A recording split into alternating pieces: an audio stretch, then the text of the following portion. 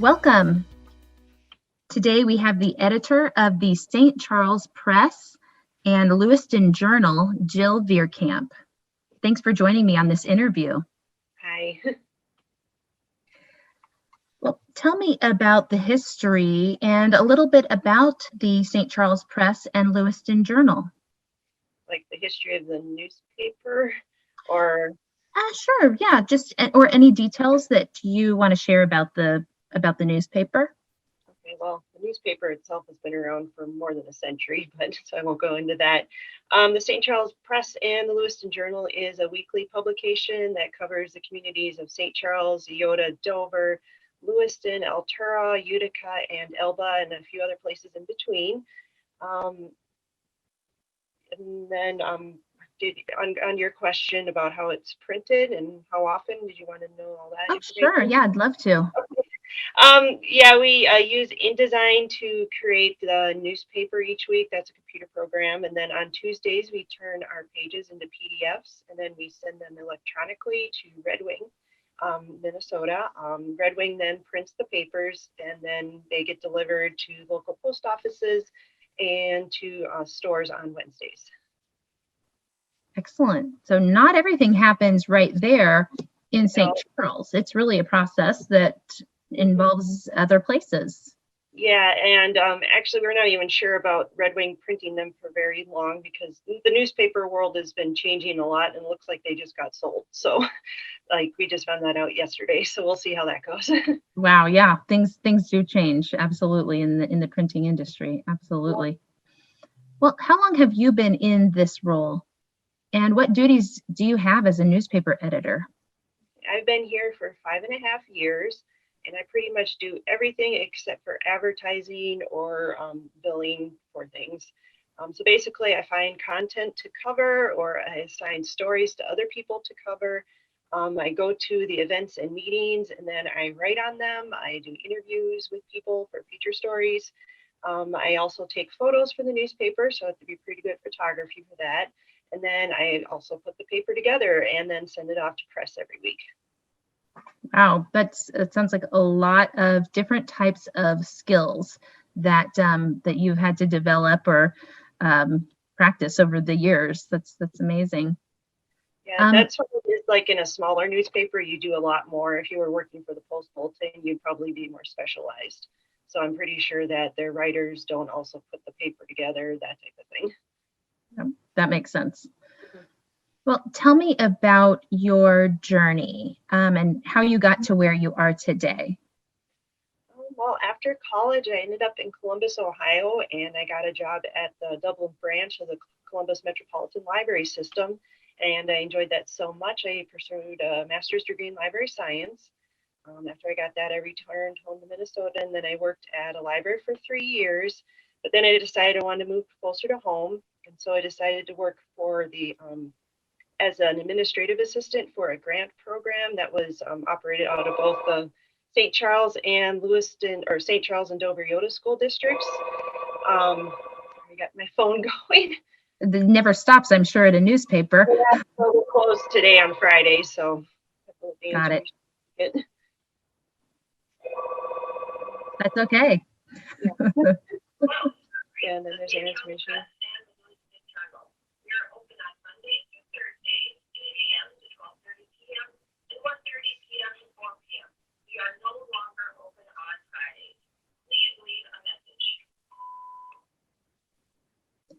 And that way people know how to get a hold of you and when. Pretty much. So yeah, then I ended up working for a grant program. Then the grant funding ran out sort of, and then I was looking for something else in town, and this editor position was open. Had no idea what to do as an editor, but I'm like, I know how to write a sentence, so I might as well apply.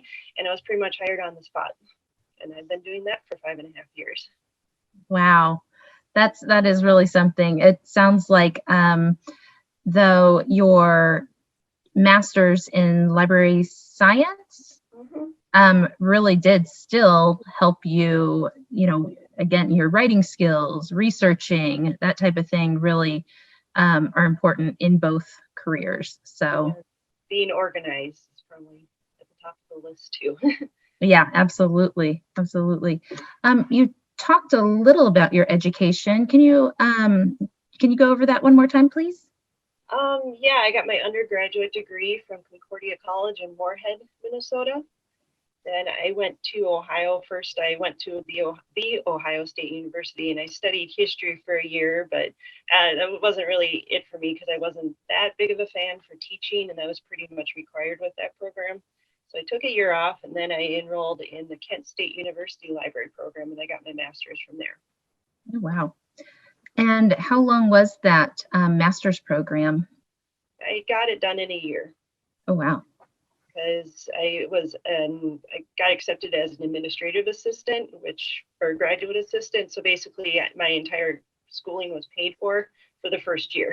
I'm like, I'm going to get it done in the year so that I don't have to actually put money towards this. So Sounds like a wise way to, yeah, to pay for your education. yeah. Otherwise, it gets really expensive. Yeah. You mentioned organization as a skill that is helpful and needed to work at a newspaper. Are there any other skills that you could tell students about that are also important to develop or that they might have naturally? Well, communication, definitely learning how to speak to people, but also listening to people. I don't know if people really need to know how to do that, because when you're doing interviews, you actually have to listen to what people are telling you versus what you think people are telling you, which is a difference that sometimes people don't realize. So speaking, listening, then writing, obviously, organization, ability to adapt to changes.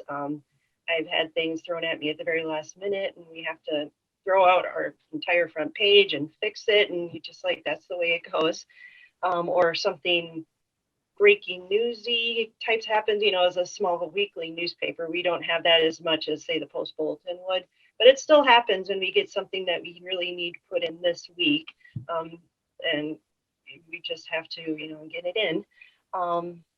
See, a willingness to learn new things. Um, have covered everything from the county fair to um, hunter safety training to snowmobile training to lots of things that I've never even heard of before, but I have to become like an armchair expert by the end of it so I can explain it to other people in an article. So you just have to be willing to learn. Um, Time management's a plus. Ability to meet deadlines is at the top of the list, because if you don't get the paper in time, that's not good. Being friendly, positive, respectful of others' opinions. I've often interviewed people that have opinions that do not come even close to what mine are, but you still have to be really respectful of what they are and explain what their thoughts are without putting your own opinions in the explanation, basically. Um, so being dependable, being able to multitask, or many such things. That's a great list, honestly. And I really appreciate, yeah, the part about opinions is really interesting, because it is hard as humans to not want to insert our own opinions into things. So yeah, being a journalist, really keeping unbiased, I guess, is that, Mm-hmm. yeah, yeah, interesting. It was pretty much needed the last election cycle. Right, yeah, yeah, you still have to cover the news, even though you just may not agree with one, the other, or both. um, you gave us a great list. Are there any other soft skills that you'd like to highlight that are needed to be successful in a role like this? I think those were my list of soft skills. I Well, don't know if that's, you yeah. more technical skills too, like the logistics for putting together a paper, but like learning how to use like InDesign, Photoshop, Adobe Acrobat, Apple computers. Most graphic design jobs use Macs. So just these days, at least, they're not that far from PCs, so it's pretty much interchangeable more or less. There's just a few things that throw people through the loop if they've never seen a Mac before. Microsoft Office programs are needed. Knowledge of how to type. I have about 70 words a minute because I'm taking notes all the time. Using audio recorders too. Luckily, those are on everybody's phones. course, these days everybody needs to know how to use virtual meeting platforms. Most council meetings are online, so being able to log in and figure out how to manage that as well. Then also you have how to work a camera, and not just pointing and clicking, but being aware of where your light is so the photo comes out fine, that type of thing. Yeah, there's a lot that goes into it. Yeah. Would you recommend any type of classes for students in high school or college, or any type of trainings that would be helpful to be successful in this career?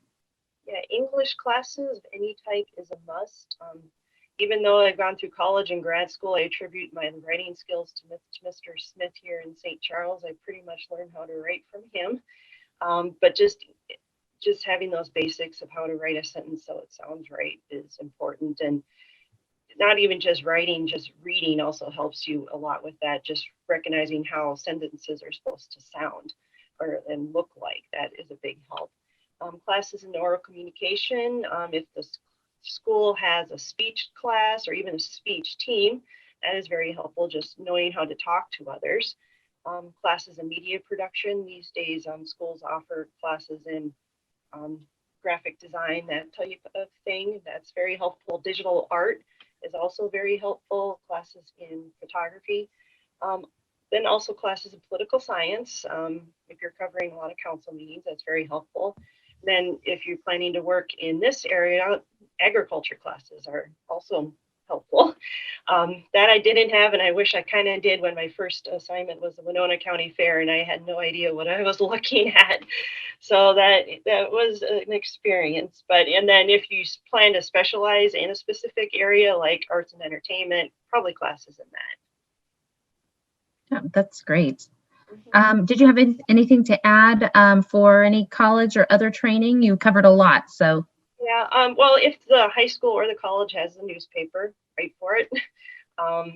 Yeah, just experience in writing in general is very helpful. Yeah. Now, did you write for your own high school or college paper? No, I didn't. So very interesting, but you did a lot of writing, it sounds like, despite. Yeah. Excellent. Do you have any, can you tell us some of the entry points for someone who was interested in a career in journalism or working at a newspaper? Yeah, it depends on where they are and what newspaper publication they want to be with. So if they, like here at St. Charles, we're pretty much open to all interested writers that want to help us out for the most part. So just applying as a correspondent, which is freelance. So basically you get paid by the article and the photo that ends up printed. So that's a great way to get started, then maybe later being hired full time.